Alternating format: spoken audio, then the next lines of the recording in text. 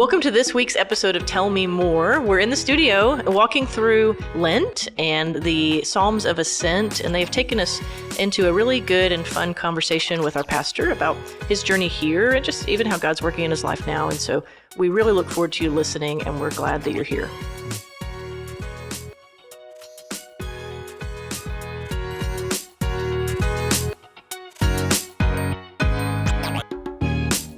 Well, we are back. I almost said good morning, but it is morning for us. But I realize some of you listen to this in the morning. Gary Steele, I think, is a morning walker. Morning walker. This we'll is listen his to this. Good Tuesday morning Gary. routine. Good morning, Gary, on Tuesday For the mornings. rest of you, good afternoon, good evening, and good night. If you can tell me what movie that's from.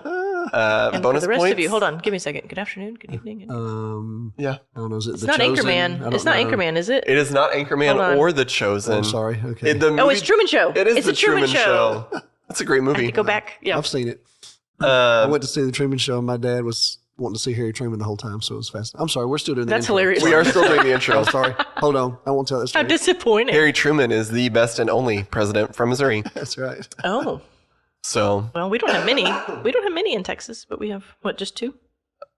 government nerds. Did we finish the intro? We have not. Surely we're not recording. Now. Oh, hi. We everybody. are. Well, maybe that was just a nice peek into our dynamic of what things are like before we start. No, we have these new thingies that you can't see. Yeah, in the if you're podcast. But if you're watching, listening, we you're just not got gonna believe new. They're basically mic holders. Yeah. But they're where They're I don't know. magic. They have some hydraulic thing going. Look at them. And you don't have to like unscrew and rescrew. Yeah. They just go where you want them to go. I think Addison did it. Addison, praise for Addison, Kyle? our videographer, and Kyle. great people. Yeah. sorry. Do we deserve this kind of support No. both in technology and people? No, we don't. But Here we are. by grace, we are here. Um, Okay. well, We're walking through Now Psalms the of intro Ascent. is over. Easter Now / Lent, the podcast is beginning. Psalms of Assent. Yes, right. and we talked about Psalm 123. We did. 123. A really short psalm, too, right? Oh, I did. I Very short. pulled it psalm. up, and I'm like scroll, and then you don't have to You scroll. don't have to scroll. Just pull it up. There it is. 4 verses, and they're a little bit, well, you use the words injustice and distress. Yeah. Somber, at least, Yeah. right? They're a bit Yeah. reflective Yeah. on the state of things, which That's what I think. I like it. I like it, one, because with much due respect, you live in a more happier demeanor. Like you're the most positive, optimistic person I know. So to choose a psalm that's a little bit like, we're going to go there down into the depths. I don't know. It always brings a good dynamic. Mm-hmm. Well, it to me, it reflects the reality of life, though. Right. And it happened also to fall on somewhat a monumental day on my calendar, so it fit, at least an experience that we've all had. But yeah, it's it's not my natural. What would you say? It's not the vernacular for me every day of lament. That's not how I'm wired. But I have seasons of it, and seasons of distress. Maybe anxiety might be even a better way to put it sometimes for some folks. Well, that's we can all relate to that, we have right? these seasons of anxiety, I guess. And and I think that's what I love about the Psalms of Ascent. It's almost like as you make your way through them, at some point they kind of acknowledge basically everything, Last week was somewhat celebratory. We made it. We're in the gates of Jerusalem. This is the best city in the world. Look at it. No other city in the world matches it. I mean, you got David. Well, obviously that's his view. Look at this place. Every other city in the world ought to be patterned after this city. This is where the king lives. This is, the tribes come here to worship and hallelujah. Well, sure. Naturally, we're feeling that way. This one is like, man, we have been handed a raw deal in life. Look at what's happened to us. We can't imagine anything worse. Almost, it's kind of the feel you get in this psalm. Look at what's happened. The contempt, the ridicule, and if you can think about the history of Israel, think about how this psalm connects for many in the history of Israel. Yeah. How many seasons of lament have there been for the Israelites? Yeah. So I think it's very powerful. And you did a great job preaching it, so I don't mean to re-preach it, but I just like it, life is not good. Let me tell you why. But it always, like, the constant in these, there are 4 long verses, It's probably not that much shorter than Psalm 23. But it's always like, we're going to keep our eyes on the Lord until he shows us mercy.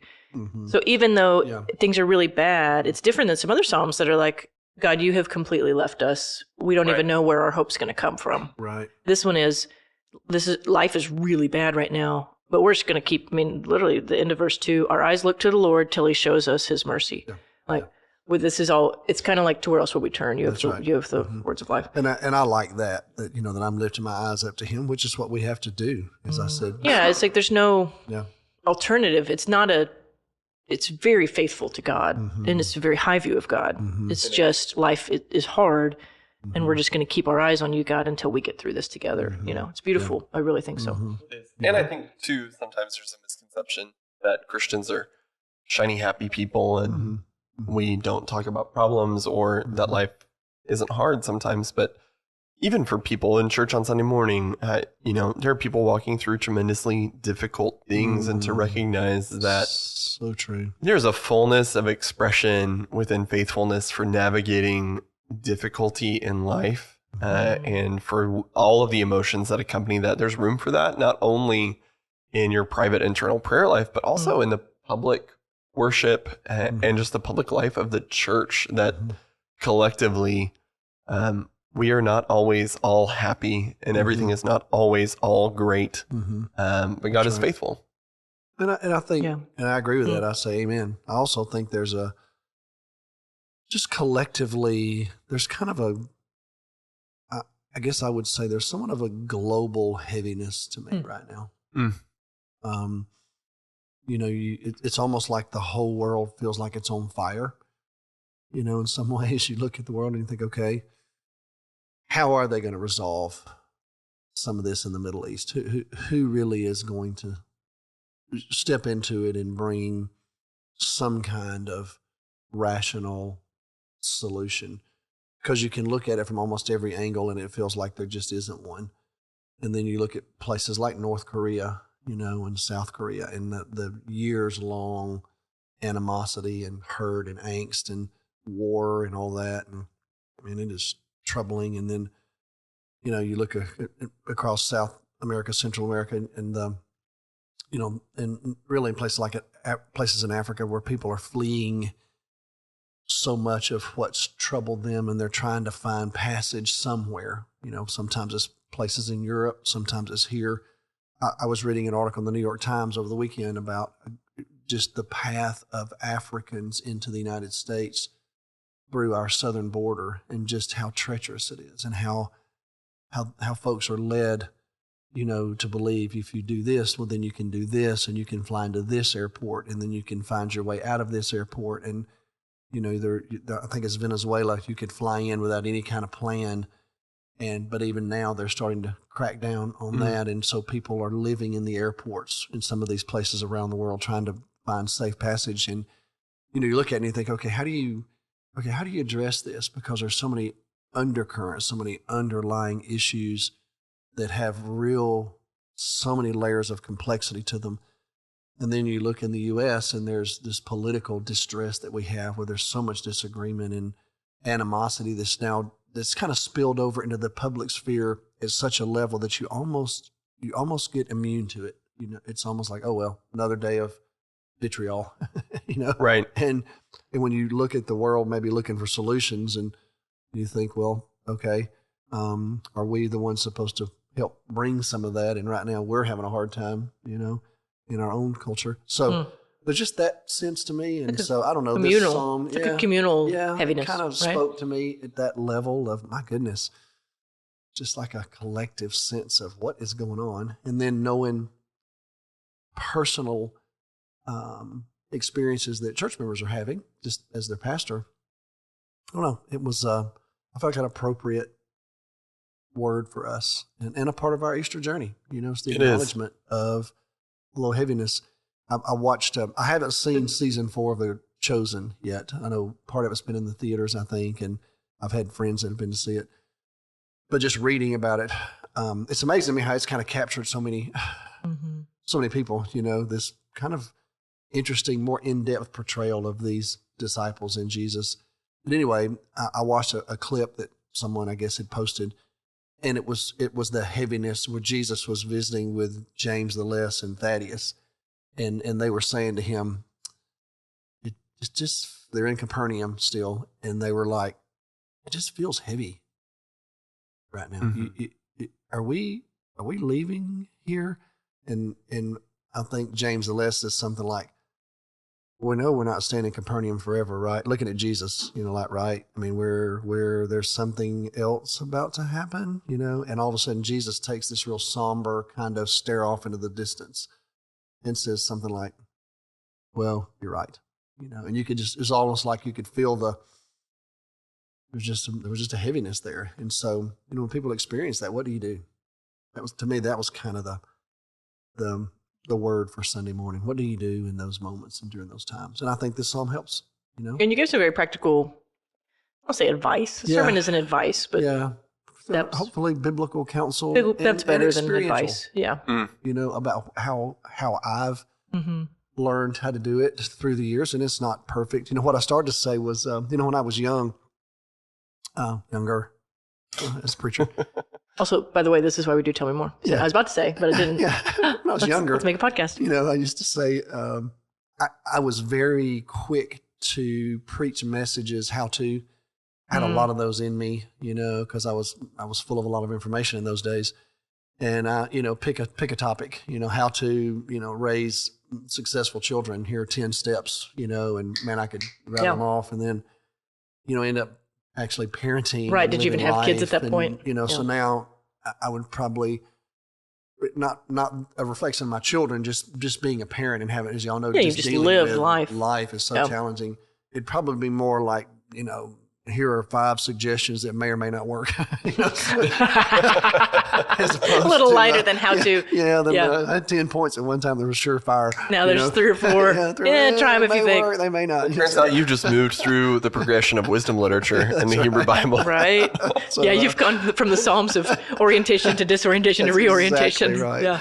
But also Sunday morning, I started to say that this may or not work for you, but I'll just walk you through what I've learned, And that's all and when you talk about that kind of counsel, it is very experiential. I think it's biblical. I do think, you watch some of the biblical characters who launch out into their own whenever they're facing something, and eventually you find them kind of like the Psalm says, I'm just going to have to look to you. I should have started there, but humble yourself before the Lord. That's really the place to start, because what is God doing? What is God saying, and why?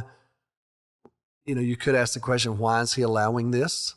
I think that's a hard question, because you may never get that answer. Right.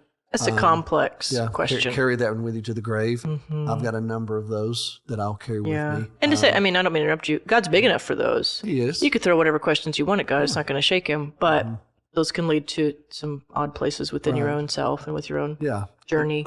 So I think for me, it's been more of when I find myself in distress, it's, and sometimes it takes me a little while, because I know my temptation is to launch into my fix, if you will.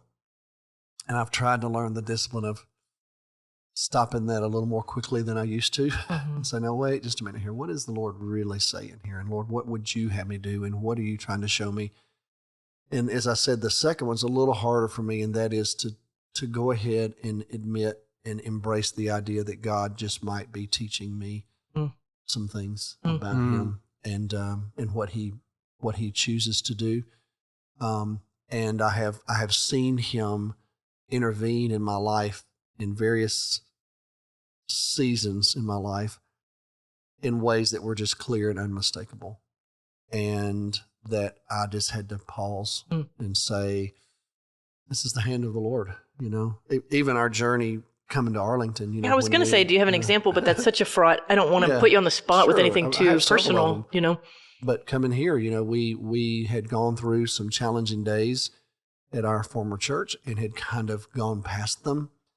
And we're in a season of growth and change and expansion.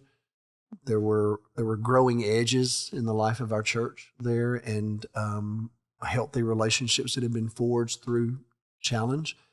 And my daughter in particular, but our children were in good places. And Cindy was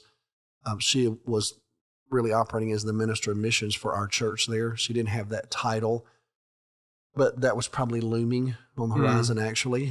But she was leading, she had an office at the church, so she was leading our mission efforts. And so when all this comes about, the opportunity to engage in dialogue with this church, it was a little bit of a distraction originally because we had already had a number of those conversations with other churches and had just ruled them out. A little bit of exploration, but then more of a, well, why would you do this now? Yeah. If I were Y'all are actually in a good spot. Yeah, if I were going to do this, I'd have probably done it 2 years ago with haste. and now I'm like, I would have loved that call. Yeah, exactly right. Where were you? Yeah, we've all been there, right? Then you get to this one and you're like, and so we explored a little bit. Then we basically just said, this is just not a good time. And so as time wore on, the conversation continued and deepened. And finally, Cindy and I both just said, we did tell the Lord earlier in our lives, if you're moving in our lives in a certain direction, we're going to say yes. And so is that what's happening here? We can't just shut this down because it's pretty compelling. So the next thing you know, we're on an airplane flying to Texas, and sitting out here and taking a tour of Arlington. And I went to seminary in Fort Worth, so it wasn't like I didn't know a little bit about Arlington, but Arlington changed. Let me just tell you, from when I'd been here. And it's changed since I've been here. Yeah, it's crazy, really. And it was a little different feel coming out here and actually seeing it for myself, and plus developing relationships with the people, and and so the search committee had been coming. One of my favorite stories is we had a spot where our niece Nola lived with us there in Alabama, and my parents as well. So we kind of all sat together in one little group. We only had one worship service, and so we had a group from First Arlington there visiting with us, and one of the ladies in particular had gotten already to be somewhat connected to Cindy. And so I get up on Sunday morning, I walk on the platform that Sunday morning, and over to the left was our little group. It was some key friends, our family, and there she was sitting. She had no idea. So they just separated that morning, of all places for her to sit. So as soon as the service is over, some of my sweet friends come up to me, you've got to meet this lady. She's from Texas. We told her our pastor used to live in Texas. And I'm going, hey, nice to meet you. So there was some awkward moments. But anyway, we flew out here and I just reconnected to a lot of things emotionally, I would tell you. But we get home and it's like, we just couldn't see our way to do it. And so we said no. And so over time, things progressed, and the committee came back to us one more time, sent us a letter saying, look, we really want you to consider this. Dr. Dilday called me. Paul Powell called me. My mentors. They called in the big guns. They called me and just said, wow, you got to pretty big names. This. Yeah. Flew back out here by myself, met with them, and we just couldn't get it settled. So when I went home from all of that, it was somewhat of a, I don't want to say dark, that's maybe not the right word, but it was heavy. It felt like we may have messed up, but we can't go back. We can't. There's just no way to go back. We can't. You missed it. Yeah, we missed it. And so, okay, let's settle in here. But even when I did that, it was just heavy. And I finally told the Lord, I can't do anything with this, because I just can't do anything with it, because I've already said no emphatically, and they have turned, and it just feels wrong, And so I don't know, I just had to live with it. And so weeks passed, and the darkness or the heaviness just never dissipated. And I kept asking God, why are you doing this to me? This is over. Release us, give us freedom. And so we're planning things. We're getting ready to go on sabbatical. We're going to Africa. We're going to spend the summer in England. And I've got all this research I'm doing on the awakening in the Anglican Church, and I've got interviews set up with these Anglican ministers, and I'm going to Oxford and meeting with a couple of scholars. Come on. I'm planning it all going, so, okay. So if I've missed out on, what do I do? Sitting in my office one night, and it's just all right there in front of me, and my wife walks in. And she kind of kneels down. I don't mean that the way that sounds. I'm just saying because I'm sitting in a kind of a low chair, and she says, "We need to talk." And I'm like, "Oh, okay." Which, listeners, if you've met Cindy Wiles, Yeah. if she comes up, Yeah. if she came up to me, Yeah, this is shut down and stop what you're doing. you close what book you're doing and you look her in the eyes. And I'm like, okay. And she said she was on a 40-day journey. She said, "I'm on this 40-day prayer journey." I said, "I know that." And she said, "Tonight, God has just spoken to me tonight." And I'm like, okay. And she's like, I never gave Arlington a chance. I never really did. And I'm convicted about it. And I said, okay. And then we both agreed, there's nothing we can do about it.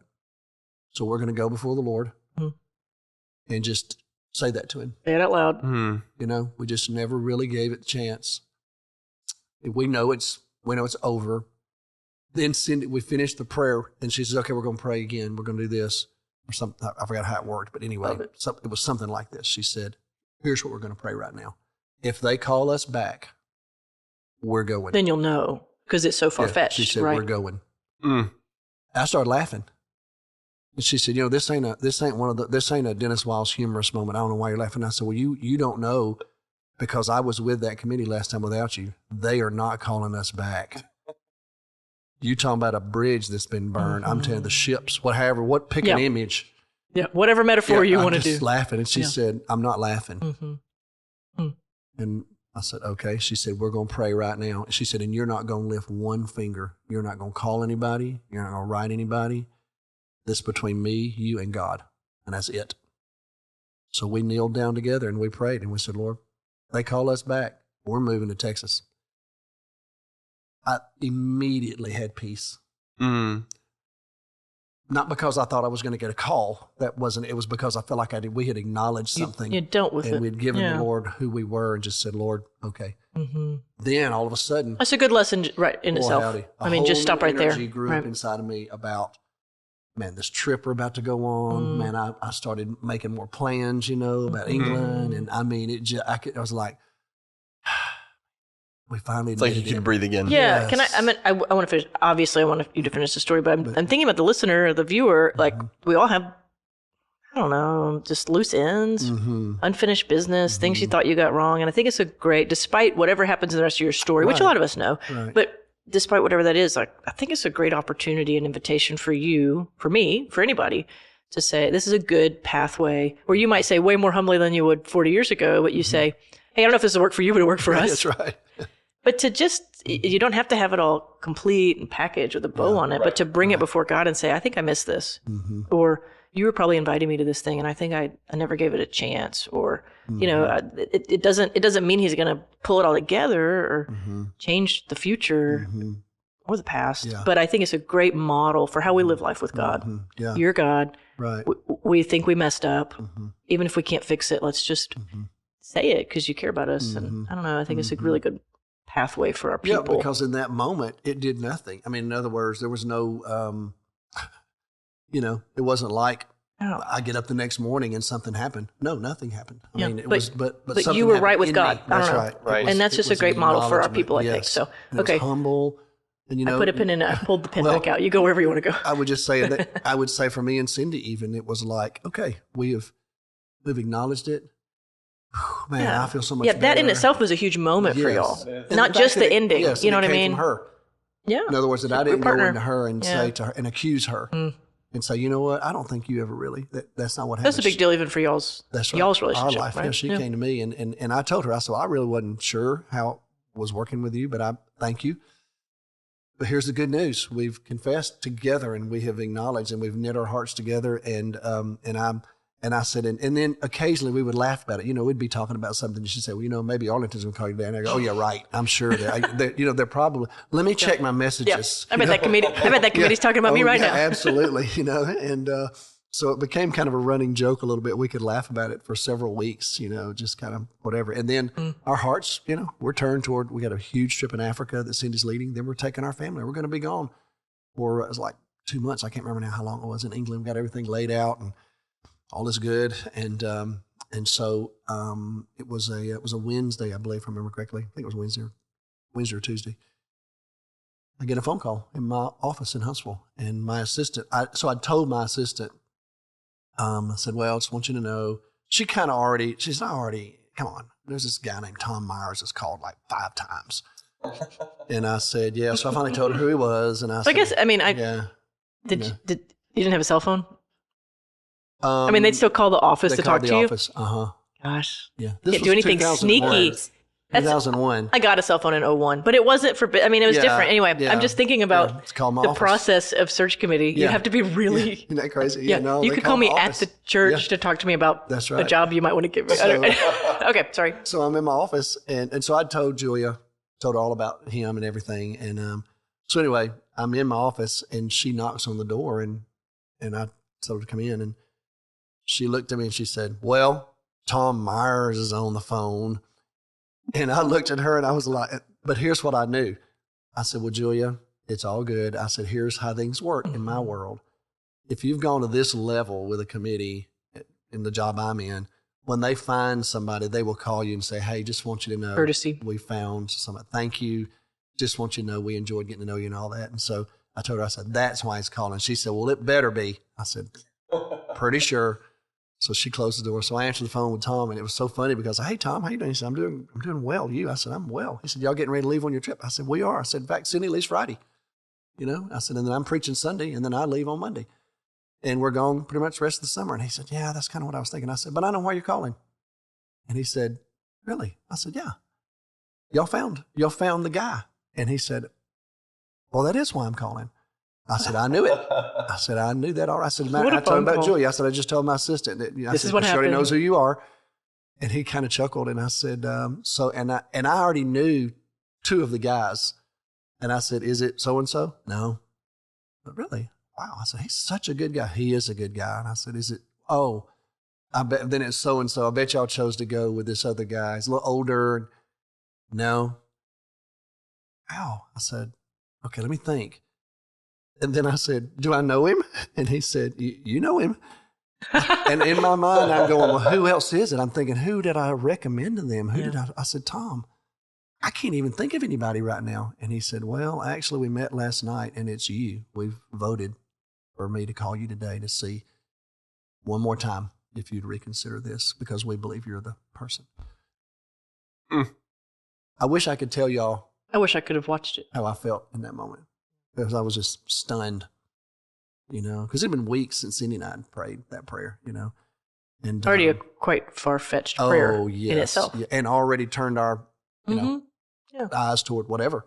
Yes.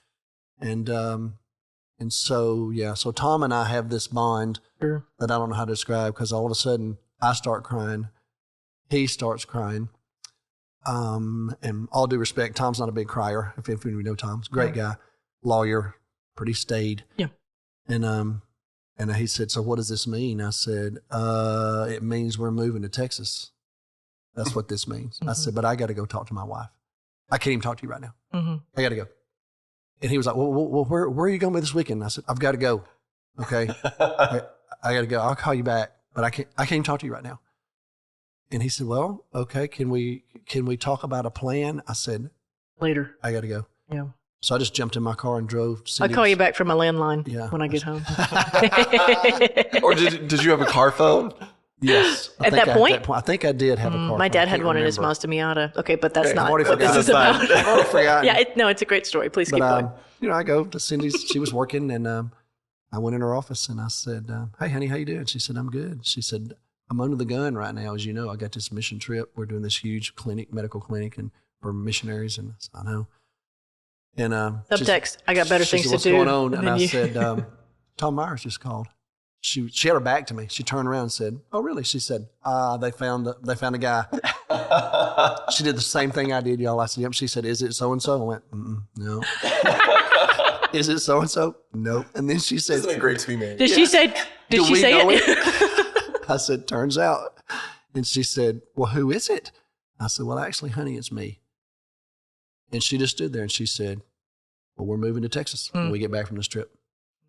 That's what we're doing." She said, "That's what we prayed." Mm. And then she said, "Did you call anybody?" I said, Yeah. no. Did you manipulate this? She said, did you lift a finger? I said, lift one finger. She said, we're moving to Texas. We need to pray right now. And we just stopped right there and prayed.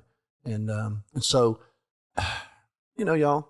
There's so many lessons in this. Oh, I don't care if we talk about scripture again. I Yeah, really I don't. just But think it's- there's some. But I mean, for our I people, I can pull 10 things out of there that I could tell our people. This is just a great model for obedience, for marriage, right? This is a great kind of egalitarian view of we're partners in this, That's right. and I help you in your weakness, you help me, but we are submitted to the lordship Correct. of Jesus. Mm-hmm. And say, and the no, what am I trying to say? No clauses, no subtext that we say yes to God. We say yes to God, That's right. not if it's Right. inconvenient or, there's no, you're better with words, Luke. My pregnancy has wiped all my words out, but I think it was almost a Lord have mercy moment for us when we were on our knees in my office that day, because we were like, Lord, okay, did we mess up? I don't know if we messed up. And we're humans. We don't know. But the good news is we've got a really good place we're at right now. We're thankful. So just have mercy on us. Forgive us if we need to be forgiven, But we're telling you right now, if these people call us back, we're going to know that is from you, because there would be no other explanation, because there's just no way. And if that happens, then we're putting our yes right here. We're just going to put our yes on the altar, and whatever you tell us to stay here, it's yes. And so there was great peace in that. And, it was challenging afterwards, because I've got a teenage daughter. well, you got another story there. She's about to start high school at Arlington High. She had already made the basketball team, and the big deal to her was she'd tried out for cheerleader 1 year before and didn't get it. Tried out for cheerleader starting her freshman year, made the team. So she was going to be a cheerleader. She was going to play basketball. Our high school basketball coach, she was a state champion kind of basketball coach. Great coach. We were pretty pumped about it. Josiah was little, so Easier. yeah. So we kind of covenant with each other. All right, we're not going to tell the kids anything till we get out of Africa, because our kids had been with us numerous times to do these retreats, so they knew the missionary kids. So this was fun. Were they going with y'all? Yeah, they went the whole with us. time. Yeah, they would go with us, and we had vacation Bible school for missionary kids. So our kids would do Bible school with their friends. Yeah, They and you did didn't want that heaviness on them. That's right. Yep. They did it several years in a row. So this was a fun thing to them, So we didn't want any of that going on.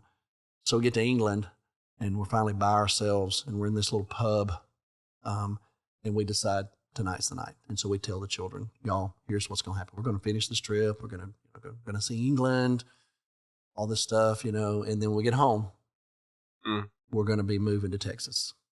Man, it was really hard. Look, y'all. you've had some of those, right? Yeah, both as a pastor's son. child and That's what I mean. yeah. As Yeah, the hard. child. Because you feel, you've basically blown up your kid's world. Yeah. Been responsible for it. Don't know what to do about it. So it led to more of those kind of prayers in England. Lord, how do we do this? How do we manage this? Because, Hannah's a 14-year-old girl, and her whole life, you can't do this to me, Dad. I'll just stay in Huntsville. I got friends, and it was those kind of conversations. And so, one night, late in the night, I couldn't sleep, and it was just really hard. And I told the Lord, I said, I'm driving on the wrong side of the road, shifting. The car I rented, I didn't realize was a standard. Which I That's pretty normal in Europe for That's right. Yeah, rentals. but you're reversed. shifting Everything gears reversed. left-handed. Yeah, it's rough. I get on roundabouts and I can't get on them. I'm gonna get off of them. We stayed on them for like an hour, because it's so foreign. Yeah. Go. I know exactly what you're talking about. At me, go, and kids are miserable. It's raining every day, and you're paying all this money. And it was almost like a movie. And so I told the Lord one night, I said, Lord, I just need you to somehow heal up my little family. I need something. Could you give me a sign? Okay, so this is where we're going to go off script here in terms of what y'all ought to be doing. I don't know that you should always ask for a sign. Yep. I've only done it maybe 3 or 4 times in my life, really. I did it that night, and I said, I just need something. And I said, I need it to be so clear that we all stand in awe of it. And so get up that morning, we can't find Hannah. So we're staying at this hotel in England, And we're looking all over downstairs. Have you seen Hannah? No. Have you seen Hannah? Asking the clerk, She's like 14, 15? Mm-hmm. Remember the girls? Yeah, we saw your daughter. Have you seen? Yeah, we saw her down here this morning. Really? And then what?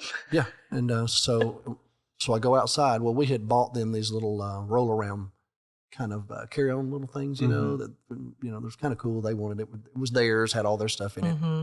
And I saw our car, and that little roll around thing was sitting in the back of the car. It was raining, and I look, and Hannah's sitting in the car. So I pop open the back, throw that in there, and I say, "Hey, Hannah," and she's got her headphones on, So I finally go around the front of the car, and I just CD player at this point.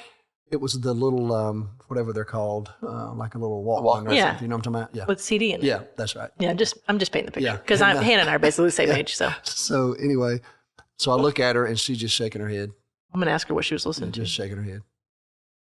Listeners. Yeah, Not a shaking yes, her head. shake. Not yet nodding. Oh, not a welcome way. dad No, nod. shaking her head. Get away from me. So Yep. I go get Cindy, found Hannah. She's actually in the car, already ready to go. All of her stuff's already packed. Awesome. Load up. We get driving.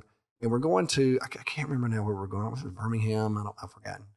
But we had no plan that day. It was one of the days where I just had nothing. Because I had other things planned. Like we went to Sherwood Forest and rode bikes. And went to York and went building the castles. We did medieval day and dressed up like knights. We had a lot of fun. This day, though, we just basically had nothing but a destination. So Cindy's over there with a map, because back then we didn't have GPS. We're maps. We're driving on the wrong side of the road. It's raining. My kids are miserable. Cindy looks at me and says, "Well, where do you want to go today?" And I said, "Are you seriously asking me that question? Like I care where we go today? Mm-hmm. Seriously?" She's like, "Well, honey, we got the whole day to spend." I said, "Yeah, look in the back seat." I said, "This is awesome." And so I said to her, "I'm driving on the wrong side of the road. I can't get out of a roundabout. I don't know what I'm doing.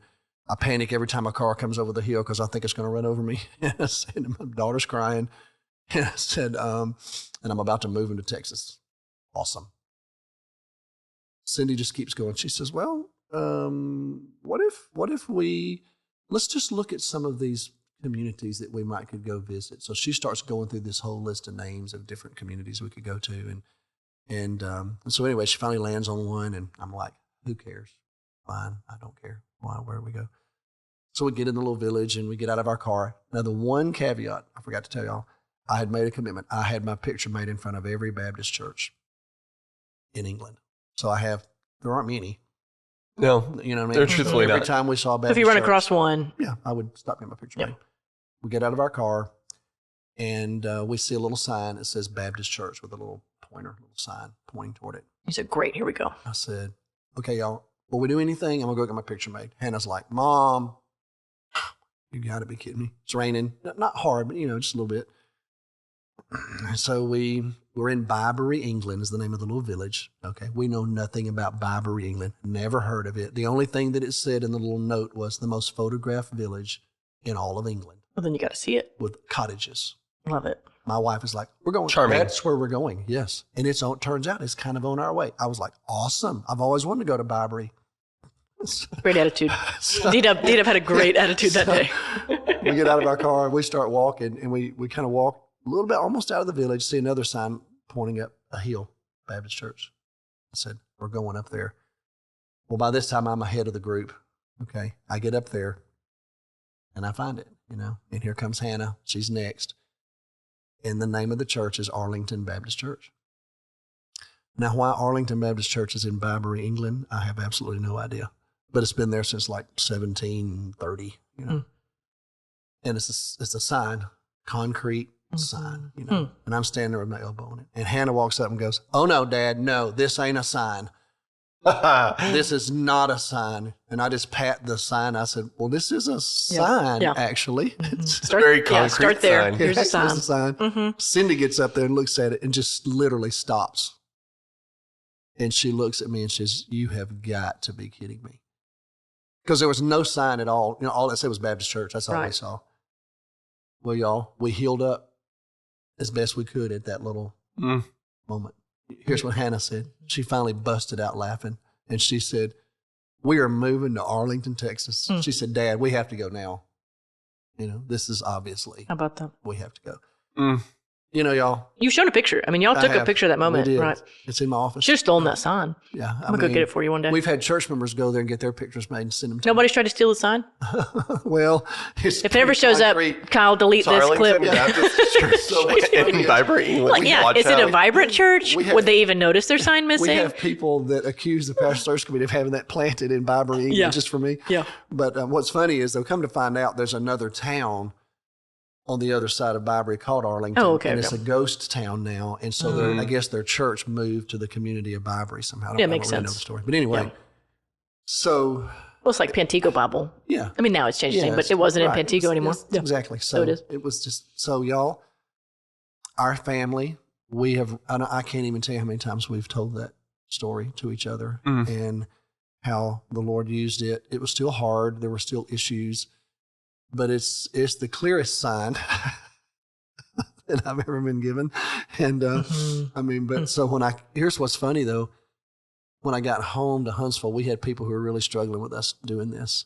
When I told that story, that ended the conversation. They took it. They just said, and it happened to be the very day I asked for a sign. Oh, no. We don't How always about get that, y'all. And, Yeah.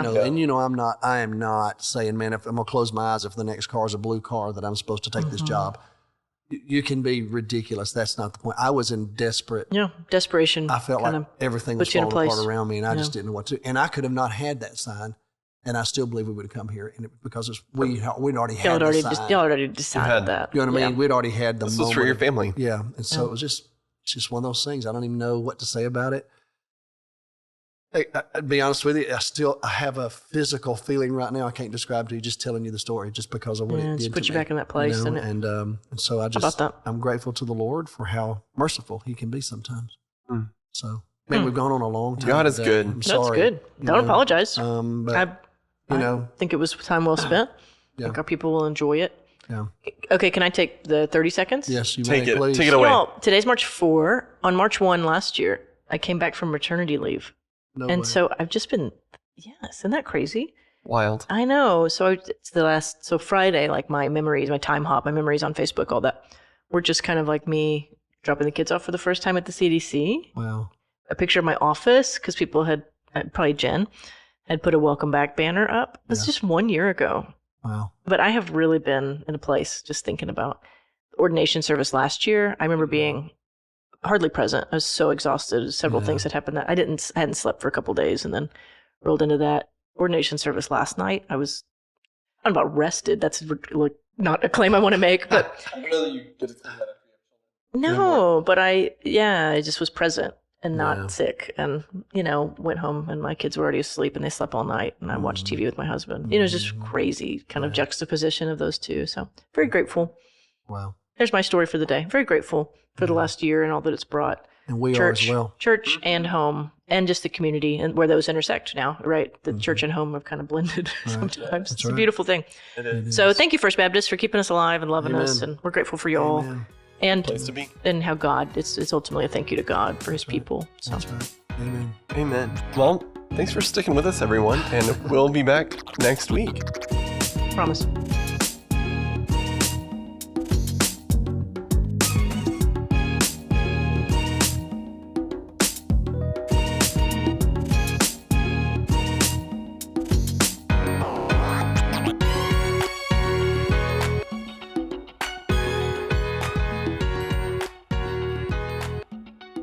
Thanks for listening to the Tell Me More podcast today. You can subscribe to this podcast on your app of choice, or you can visit us at fbca.org to find out more information about the podcast and our church. Thanks for listening. Have a good day.